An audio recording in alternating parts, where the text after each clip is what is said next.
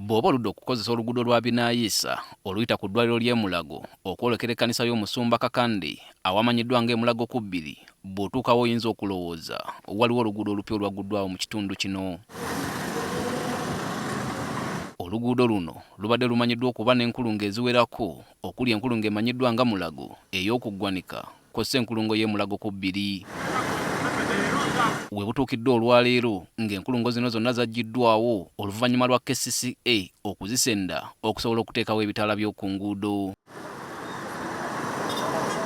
KCCA era yatandise dda ne kaweefube w'okuggyawo enkulungo endala naddala ku luguudo lwa Nile Avenue nga mwezi ezitalutonze kwe kuli enkulungo esangibwa okumpi ne hotelo ya Grand Imperial wamu n'eyo esangibwa okumpi n'ekizimbe Rwenzori Courts mu Kampala. Enteekateeka eno erudde ng'eyogeza bannakampala obwama kyokka tukitegedde nti enkulungo zino zaazuulibwa nga ze zimu ku biviirako akalippagano k'ebidduka mu kibuga. Kino kituyambyeko nnyo okukyusa endabika obulungi bw'ekibuga n'ebifo nga bino ebyali birina omugotteko omungi okuba muno kati emmotoka zitambula tewali kizitataaganya n'okukendeeza ekiseera abantu kye bamala ku kkubo. Mu bifo bino wateereddwawo ebitaala ebiri mu kugezesebwa era ng'okusinziira ku Nuwabiine omwaka guno we gunaggweerako bijja kuba bitandise okukola.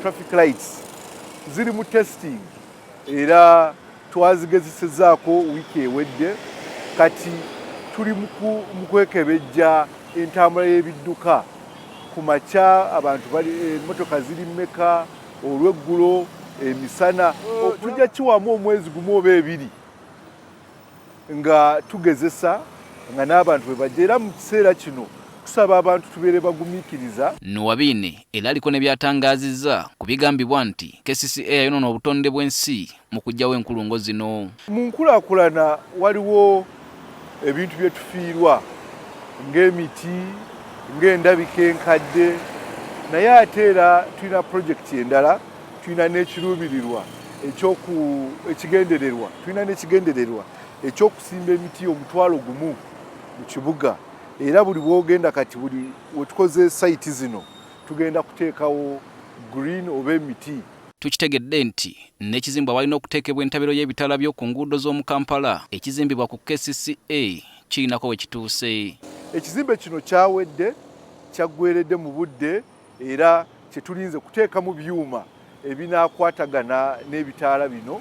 Tusuubira nti bwe tunaatuukira mu April omwaka ogujja 2025 ebintu bino bijja kuba biwedde.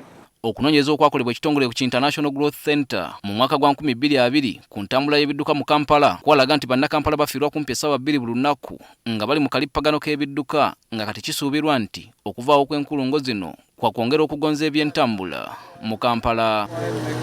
Peter Serugo, NTV ku ssaawa emu.